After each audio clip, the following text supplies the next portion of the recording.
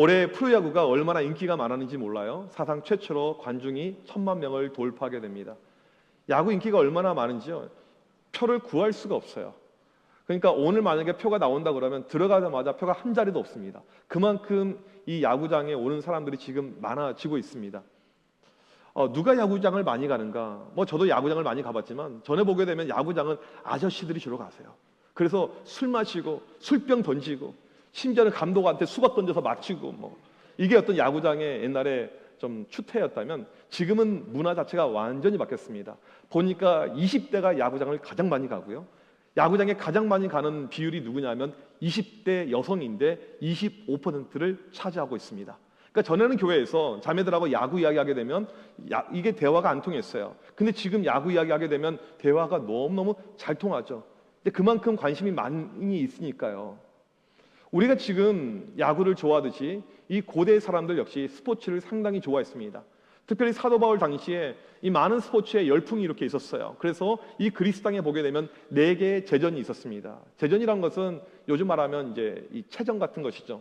올림픽, 아시안 게임, 월드컵 이런 것들. 지도를 보시게 되면 이 당시 있었던 제전들이 나오고 있는데 올림피아 제전, 델포이 제전, 네메아 제전, 이스트미아 제전 이런 스포츠 경기가 있었습니다. 특별히 바울이 고린도에서 많은 시간을 보냈기 때문에 고린도에서 열린 이스트미아 제전은 이 성경 곳곳에 쓰여져 있어요. 고린도전서 9장 24절 보면 운동장에서 다름질하는 자들이 다 달릴지라도 오직 상을 받는 사람은, 이 내용은 이스트미아 제전을 이야기합니다. 성경 곳곳에 바울이 스포츠 이야기를 해놔요. 고린도전서뿐만 아니고 다른 곳에서도 이런 운동에 대한 이야기가 많이 나옵니다. 왜 그럴까요? 이 당시 사회상이란 것이죠.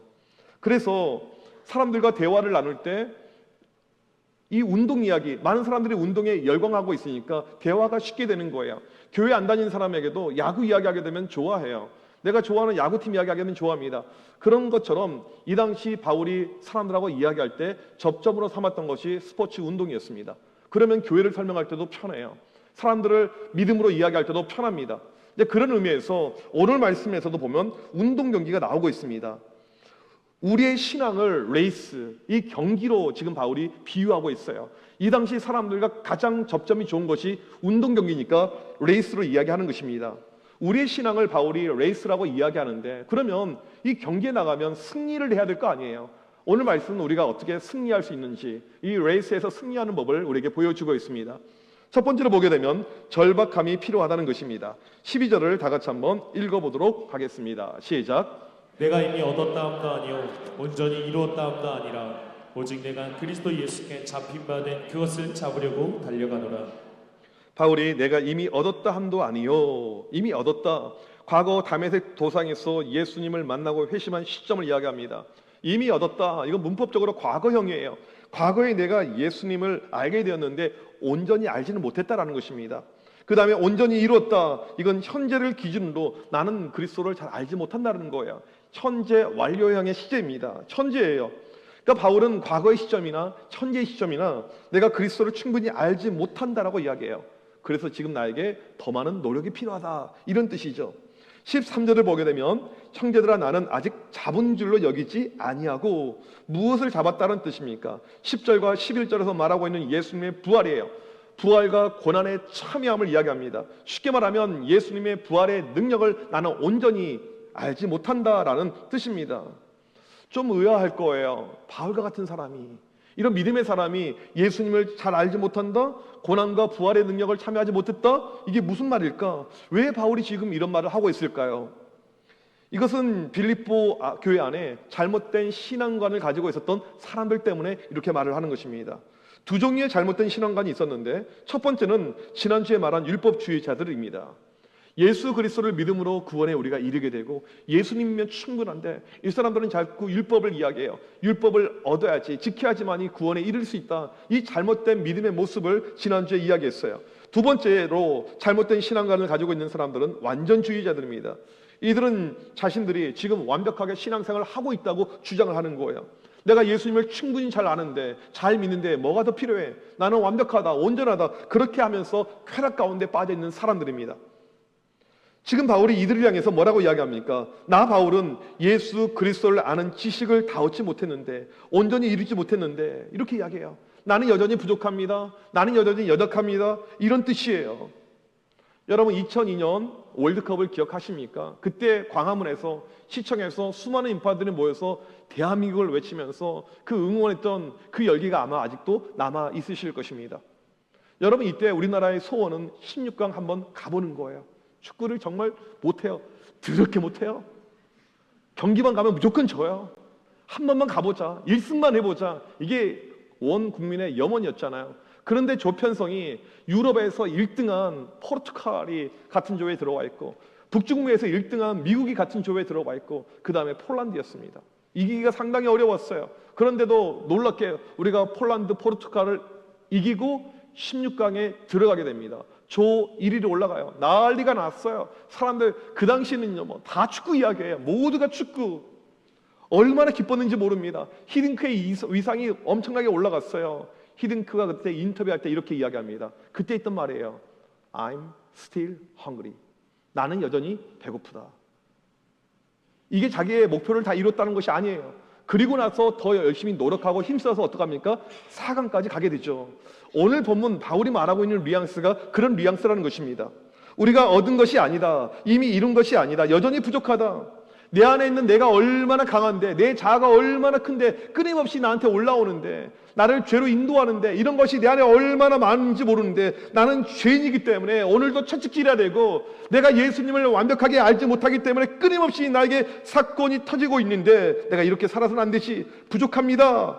이 모습으로 내가 예수를 믿어서는 안 됩니다. 라는 바울의 실존적인 고백이라는 것입니다. 지금 넷플릭스를 보게 되면 흑백 요리사라는 요리 대결 프로그램이 방영되고 있습니다. 이 프로를 보게 되면 이제 검정색 옷을 입은 사람들은요, 흑수저라고 해서 유명한 셰프들이에요. 그런데 좀 알려지지는 않았어요. 유명한데, 음식을 잘하는데. 하얀색 흰수저들은 무엇이냐면 정말 유명한 셰프들이에요. 이름만 대면 다 아는 것. 미슐랭 이 스타를 받은 이런 셰프들입니다. 그리고 둘이 붙이는 거예요. 그리고 이제 서바이벌에서 떨어지고 올라가게 합니다. 우리가 보면 상식적으로 당연히 흰색이 이기는 걸로 여겨지잖아요. 근데 놀랍게도 이 유명한 미슐랭 셰프들이 떨어지는 거예요. 그리고 검정색이 올라가는 것입니다. 가장 충격적인 것은 우리나라에서 중식의 최고의 대가가 있습니다. 정말 유명한 분이 등장하는데 젊은 친구한테 져요. 떨어집니다. 떨어지면서 이분이 하는 말이 뭐냐면, 네, 많이 배웠네요 하면서 이렇게 가요. 쓸쓸하게 갑니다. 제가 이것을 보면서 느낀 점이 이거예요. 어떻게 저 검정색 친구들이 이겼을까? 유명하지 않은 친구들이. 이 친구들은요, 절박함이 있는 거예요. 이게 기회다. 근데 하얀색 옷 입은 분들은 이미 유명해요. 돈도 많이 벌었어요. 이 절박함의 차이, 간절함의 차이가 바로 이런 결과를 주는구나, 이런 생각을 해보게 되었습니다. 제가 이걸 보면서 우리의 신앙도 때로는 한번 이런 대결이 필요하다라는 생각을 동시에 하게 되었습니다. 교회를 오래 다니면 믿음이 좋습니까? 직분이 있으면 믿음이 좋습니까? 한번 그냥 우리도 붙여봤으면 좋겠어요. 흰색이네. 흰색 검정색 해가지고 누가 정말 믿음이 좋은지. 여러분, 직분이 신앙이 아니라니까요. 목사하면 무조건 다 믿음이 좋을까요? 그렇지 않을 수 있습니다. 주님의 평가와 주님의 판단은요, 그게 아닐 수가 있어요. 우리끼리 붙여볼 필요 없이 우리랑, 때로는 우리 밑에서 예배드리고 있는 주일학교 아이들하고 한번 붙여볼 필요가 있어요. 그 아이들 가운데 어리지만 매일 기도와 말씀으로 무장된 아이들이 있습니다. 초등학교를 다니는데 매일 큐티하고 매일 기도하는 아이들이 있어요. 여러분, 매일 큐티하고 매일 기도하십니까? 주님께서 둘을 붙여놨었을 때 누구에게 승리의 깃발을 주시겠습니까? 이건 주님의 판단이에요. 주님의 평가는 우리의 생각과 다르죠. 진짜 믿음의 사람들을 보게 되면요, 절박함이 있습니다. 내 신앙에 대한 절박함이 있어요. 오늘 바울처럼 이미 얻지 못했습니다. 다 이루지 못했습니다. 저는 부족합니다. 내 자아가 얼마나 강한지 모릅니다. 예수님의 십자가 앞에 서면 저는 오늘 또 작아집니다. 이런 마음을 가지고 살아가게 된다는 사실입니다. 부족함을 느끼니까 주님을 향한 간구하는 마음이 큰 거죠. 주님의 은혜 없이는, 주님의 사랑이 없이는 제가 오늘 또 버틸 수가 없습니다. 주님, 나와 함께하여 줘서 그런 마음을 가지고 계속해서 나가게 됩니다. 여러분, 이러한 절박한 마음이 우리 가운데 있을 때 우리가 이 믿음이라는 레이스에서 승리할 줄 믿습니다.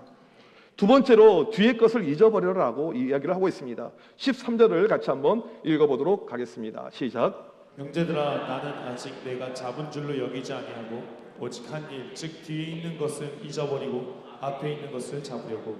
여기 보게 되면 신앙의 레이스에서 두 번째로 필요한 것을 말해주고 있는데, 오직 한 일, 즉 뒤에 있는 것을 잊어버리고, 뒤에 있는 것을 주목하지 말고 앞에 있는 것에 힘을 쓰라는 뜻입니다. 그렇다면 뒤에 있는 것은 무엇을 뜻할까요? 우리의 과거를 말합니다. 바울도 성경에서 종종 자기의 과거를 이렇게 이야기했어요. 고린도전서 15장 8절에 맨 나중에 만삭되지 못하여 난 자, 아이가 태어났는데 미숙아로 태어났어요. 아이가 태어났는데 인큐베이터에 들어갔습니다. 아기 태어나니까 어때요? 기분이 너무 좋아요. 그렇죠? 건강하게 잘 태어났을 거예요. 잘 태어난 것 같아요. 얼마나 좋습니까? 그런데 미숙아로, 칠삭둥이, 얼마나 이게 슬픈 마음입니까? 자기의 모습을 그렇게 이야기하는 거예요. 나는 부족한 자입니다. 디모데전서 1장 15절을 보니까 죄인 중에 괴수라고 이야기합니다. 죄가 너무나도 많아요.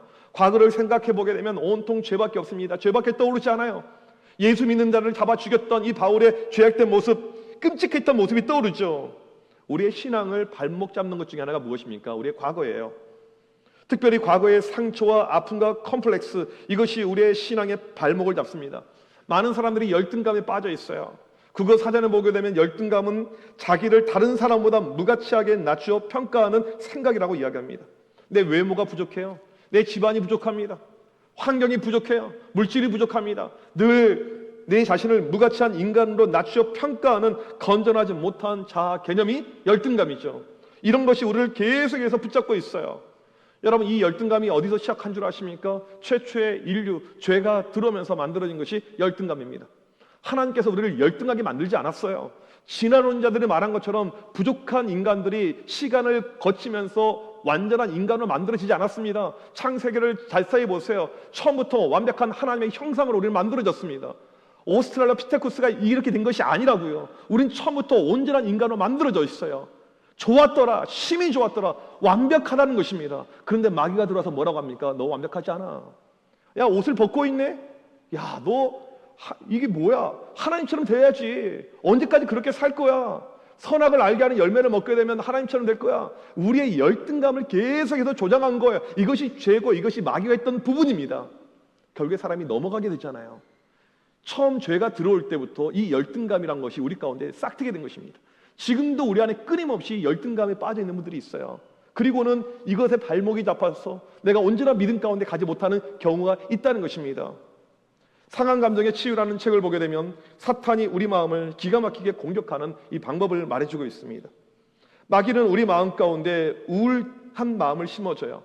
공식적인 우리나라 우울증 인구가 100만 명이 넘습니다. 교인들 가운데, 교회 다니는 교인들 가운데 우울증을 경험해 봤거나 지금 우울한 사람들이 20%가 넘습니다. 이 자리에 예배드리러 오신 분들 가운데서도 그런 우울한 마음이 있을 수도 있을 것입니다. 현대인들의 우울증의 원인을 보니까요, 첫 번째가 낭만적인 사랑이 결핍된 결혼생활. 결혼하면 행복해야 되잖아요. 즐거워야 되잖아요. 하나도 그러지 않는 거예요. 그러니까 마음이 우울해집니다. 시댁이나 처갓집 식구들과의 갈등. 정말 이런 말 하잖아요. 시금치도 안 먹는다고. 막 그만큼 시가 싫은 거예요. 며느리는 며느리고 시어머니는 시어머니다. 여전히 그런 말이 우리 가운데 있잖아요. 이런 갈등들, 행복함이 없습니다. 낮은 자존감, 이 시작이 낮은 자존감이에요. 내 자신의 모습을 보니까 바보 같아요. 그냥 멍청한 거예요. 왜 그 남자를 만났어? 왜 그 여자를 만났어? 왜 그렇게 살아? 그런 낮은 자존감. 자녀들의 문제, 다른 집 애들은 잘 크는데 우리 집 애들은 문제투성이에요. 경제적인 어려움, 먹고 사는 것이 힘드니까 우울하죠. 나이 든 다음에 고독감, 격리감, 지루함, 삶이 너무나도 우울하다는 것이죠. 예수를 믿고 믿음 가운데 있지만 이런 우울한 마음이 늘 우리를 잡고 있습니다. 신앙의 레이스에서 승리해야 되는데 이 우울한 마음이 계속해서 올라오는 거예요. 믿음의 사람은요, 세상과 다르게 살아야 되는데 똑같아요. 이 우울증이 얼마나 우리 가운데 큰지 모릅니다. 하나님은 분명히 우리에게 말씀하십니다. 너는 내 자녀다. 하나님의 형상이다. 새로운 피조물이다. 우리에게 말씀하고 있어요. 우리의 과거의 모든 문제를 해결했고 결코 정잠이 없다라고 이야기하는데 왜 우리가 이런 어려움 가운데 있습니까? 사도 바울이 오늘 뭐라고 말합니까? 잊어버려라. 무시해라. 마귀가 자꾸 우리 가운데 속삭임을 주고 힘들게 할 때 무시해라. 잊어버려라. 여러분 이 모든 것을 무시하면서 나갈 때, 이기며 나갈 때 우리가 믿음의 레이스에서 승리할 줄 믿습니다. 세 번째로 표대를 향해서 달려라라고 이야기합니다. 14절을 같이 한번 읽도록 하겠습니다. 시작. 표대를 향하여 그리스도 예수 안에서 하나님이 위에서 부르신 부름의 상을 위하여 달려가노라.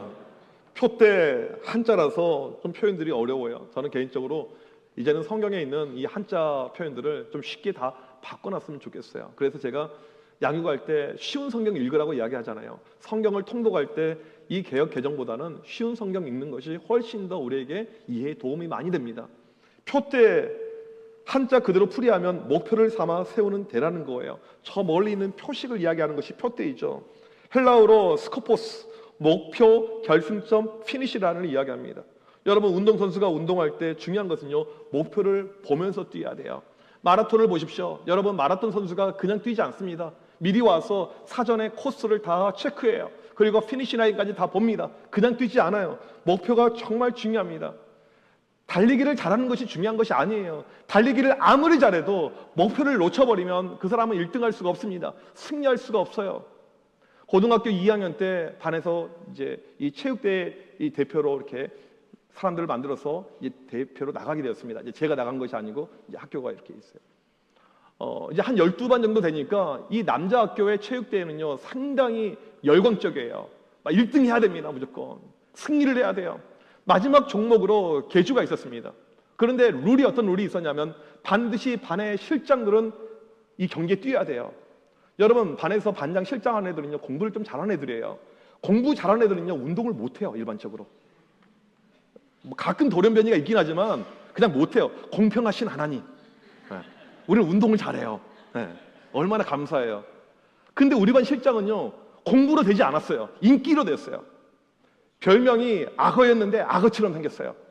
근데 얘가 달리기를 잘해요. 와, 압도적으로 1등입니다. 애들이 난리가 났어요. 우리 반 1등. 근데 이 학교 운동장을 보면 곡선 주류가 이렇게 있잖아요. 곡선이 있잖아요. 근데 얘는 곡선으로 뛴 게 아니고 직선으로 끝까지 뛴 거예요. 교문 밖까지 나가버렸어요. 어떻게 됐을까요? 꼴등했어요. 우리 반이 꼴등했습니다. 열심히 뛰고 가장 잘 뛰었는데 꼴등했어요. 왜요? 목표를 보지 못했으니까. 목표를 향해서 달려나가는 것, 우리 신앙에서 정말 중요한 것입니다. 오늘 14절에 보니까 또 이렇게 이야기하죠. 부르신 부름의 상을 위하여 달려가노라. 이게 무슨 뜻이냐면 이 고대 올림픽, 이스티미아 제전 이렇게 1등한 선수들에게 관을 씌워줍니다. 나라에 따라서 관이 달라요. 올림픽에서는 올림푸스 제전에서는 월계관을 씌워주고요. 이스트미아 제전에서는요 소나무관을 씌워주고요. 또 다른 제전에서는 올리브관을 씌워주기도 하고요. 여러 가지 종류의 관이 있습니다. 이때 중요한 것은요 수상자의 이름을 불러줍니다. 아무개 이름을 불러줘요. 내 이름만 불러주는 것이 아니고요. 우리 아버지 이름도 같이 부릅니다. 누구누구의 아들, 아버지 이름이 나오게 됩니다. 그리고 국가명이 나오게 돼요. 그리고는 시상대에 올라가게 되면 그 관을 씌워주게 됩니다. 엄청난 영광이죠. 요즘으로 말하면 내 국기가 올라가고 애국가가 등장하고 있는 올림픽의 금메달 그 광경하고 똑같은 모습입니다. 지금 이 성경을 기록하고 있는 바울의 나이가 환갑이 넘습니다. 바울이 대략 AD 62년, 63년에 다메섹에서 예수님을 만나요. 그리고 나서 30년의 세월이 지나게 되었습니다. 요즘이면 환갑 젊어요. 정말 젊습니다. 근데 이 당시에는 사람들의 수명이 40에서 50이었기 때문에 환갑이면 고령이었습니다. 바울의 고백이 무엇입니까? 내가 늙었으니까 이제 인생 마무리 잘해야 되죠. 살 만큼 살았으니까 좀 있으면 죽겠죠. 치매 안 걸리고 그냥 건강하게 하나님의 부르심을 받았으면 좋겠습니다. 그렇게 말을 합니까? 노인 바울이 뭐라고 이야기합니까? 나는 오늘도 표대를 향해서 달려가노라. 주님께서 내 이름을 부르실 그날을 향해서 나는 오늘 또 전력 질주한다라는 거예요. 디모데후서 4장 7절 8절을 같이 한번 읽어보도록 하겠습니다. 시작. 나는 선한 싸움을 싸우고 나의 달려갈 길을 마치고 믿음을 지켰으니 이제 후로는 나를 위하여 의의 면류관이 예비되었으므로. 바울의 신앙의 여정은 레이스였습니다. 마라톤이었어요. 30년 이상을 계속 뛰고 있는 거예요. 이제는 곧 나타날 피니시 라인을 보면서 전력 질주하겠다는 뜻입니다. 여러분 나이 많이 먹었다고 생각하지 마십시오. 여기 나이 많이 드신 분 한 분도 계시지 않아요. 직분에서 은퇴한다고 교회 사역을 은퇴하려고 하는 마음 갖지 마세요. 목장을 은퇴하려고 그런 마음 갖지 마세요. 뛰어야 돼요. 갈렙의 나이를 확 올려버릴까 생각하고 있어요. 지금 너무 젊어요. 70이면요 88이에요. 한 80 이상으로 올려야 되지 않을까, 이런 마음을 가지고 있습니다. 표대를 향해서 뛰어야 됩니다. 전력 질주해야 돼요. 끝까지 달려야 됩니다. 피니시 라인을 바라보면서. 왜요? 거기에 누가 계십니까? 주님이 계세요. 아들아 딸아, 내가 기다리고 있다. 우리를 안아주실 준비하고 있는 주님이 표대의 피니시 라인에 계시기 때문에 주님을 바라보면서 우리는 뛰어간다는 것입니다. 1999년 세계 육상 선수권대회 여자 마라톤 1위로 북한의 정성옥이 골인을 하게 되었습니다. 신기한 것은 1등한 선수 옷에 국기가 없어요. 국적이 없어요. 이름이 없어요. 아무것도 없어요. 북한이 가난해서 없었을까요? 그게 아니고 아시안게임 은메달리스트 김창옥의 페이스메이커로 이 선수가 출전하게 된 거예요. 그러니까 그냥 유명하지 않은, 요즘에 우리 애들 표현으로 듣보 같은 이런 어떤 존재였어요. 근데 예상치 않게 우승을 해버립니다. 아무도 예상하지 못했어요. 끝나고 기자회견을 해야 되는데 통역할 사람이 없어요. 북한이 우승할 걸 몰랐으니까 이 북한말 통역에 대한 것이 아무도 없는 것이죠. 이때 누가 있었냐면 우리나라 조동표 기자가 있었습니다. 대신 북한을 위해서 통역을 해줍니다. 우승 소감을 묻습니다. 북한의 정성옥의 소감을 듣는데 통역하는 이 조동표 기자의 표정이 별로 좋지 않아요. 이걸 통역해야 되나? 이거 해야 되나? 이런 마음이 들어요. 외신들은 찾아봅니다. 통역하지 않고 있으니까. 왜 통역하기를 주저했냐면 정성옥의 우승 소감이 이거였어요. 결승 지점에서 김정일 장군님이 어서 오라고 불러주시는 모습이 떠올라 끝까지 힘을 냈습니다. 이걸 어떻게 통역을 하겠어요? 근데 그 당시에 조동표 기자가 통역을 결국 해요. 그리고 이것이 외신을 타고 전 세계로 퍼져나갑니다. 누가 제일 좋아했을까요? 김정일이 제일 좋아했죠. 야, 이런 애가 다 있어? 그리고는 북한 역사상 최초로 운동선수에게 공화국 영웅을 칭합니다. 인민체육인 칭호, 최고급 벤치 승용차, 평양의 최고급 아파트 37층 로얄층의 48평 아파트를 줘요. 저는 평양에 이런 거 있는 거 처음 알았어요. 정성옥 기념 주화까지 발행을 합니다. 여러분, 얼마나 웃긴 이야기입니까? 주체 사상이 얼마나 무섭습니까? 표태의 장군님이 기다리고 있어요. 근데 그걸 보고 뛰었다는 거예요. 그래서 젖먹는 힘까지 나와서 자기 1등 했다는 것입니다. 근데 저는 이 인터뷰에 우리가 적용할 부분이 있다고 생각합니다. 우리 인생의 피니시 라인에 누가 서 있습니까? 우리 주님이 서 계시죠. 표대에 주님이 기다리고 계시는 거예요. 골대에 오기만을 기다리고 계십니다. 그리고 우리가 들어오는 그 순간에 우리 한 명 한 명 이름을 불러주신다는 거예요. 아무개야, 아무개야, 너 이 땅에서 너무너무 수고했다. 너 너무 고생했다. 너 너무너무 잘했다. 주님께서 우리를 반겨주면서 맞아주시고 있다는 거예요. 그러니까 우리가 해야 될 것이 무엇입니까? 그 주님을 바라보는 거예요. 성경 히브리서를 바울이 썼는지 누가 썼는지 알 길이 없어요. 히브리서 기자의 고백을 보니까 오늘 본문의 내용과 너무 비슷합니다. 히브리서 12장 1절 2절을 같이 한번 읽어보도록 하겠습니다. 시작. 모든 무거운 것과 얽매이기 쉬운 죄를 벗어버리고 인내로서 우리 앞에 당한 경주를 하며 이름의 주여 또 온전하게 하시는 이인 예수를 바라보자.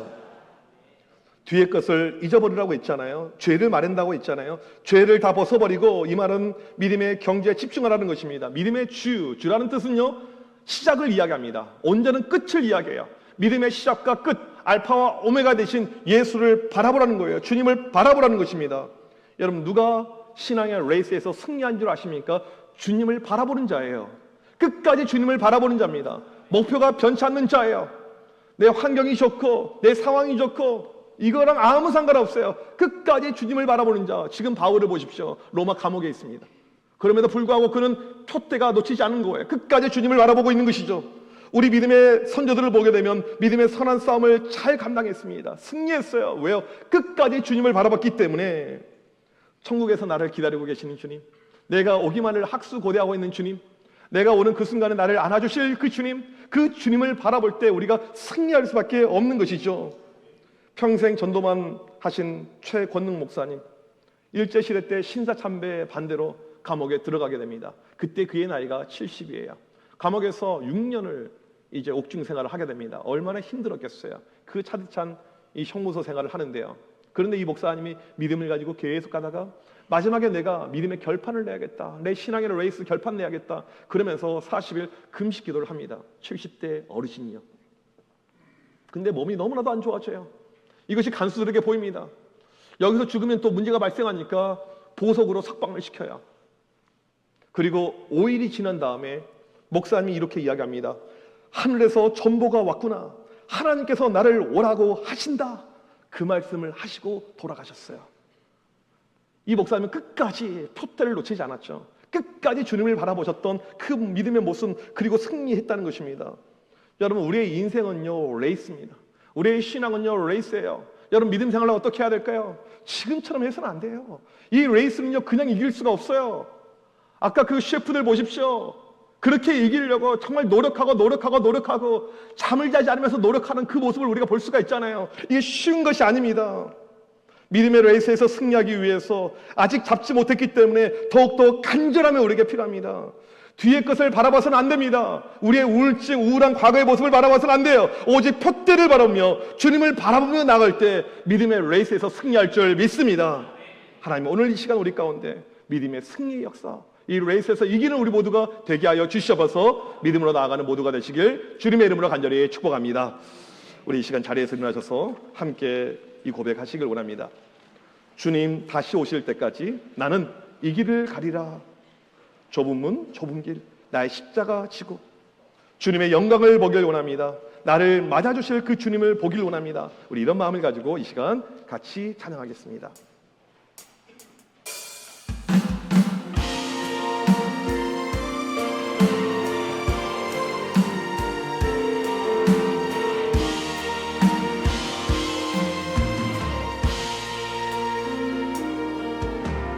주님 다시 오실 때까지 나는 이 길을 가리라.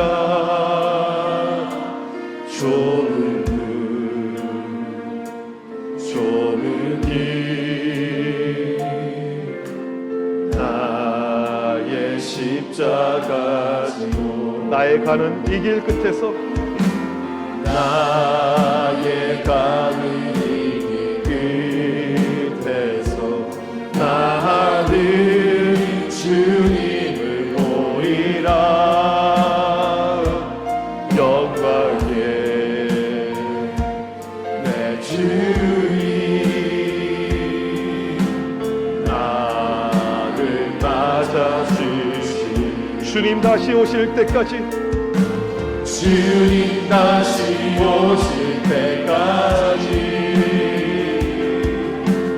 나는 일어나 달려가리라.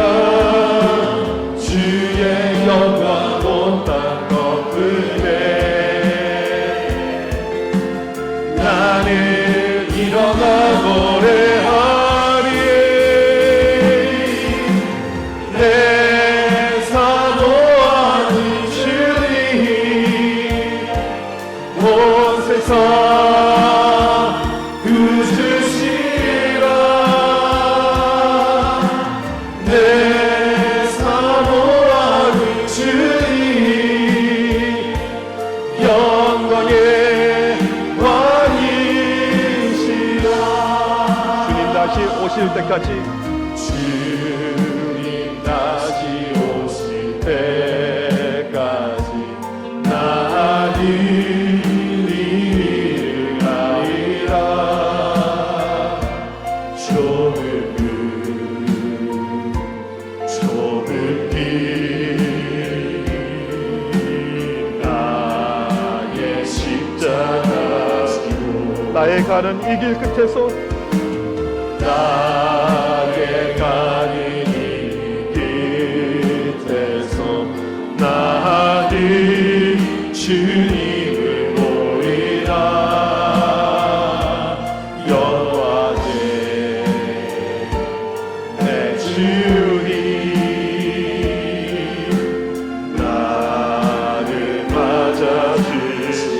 주님 다시 오실 때까지 주님 다시 오실 때까지 나는 일어나 달려가리라. 주의 영광 온 땅 덮을 때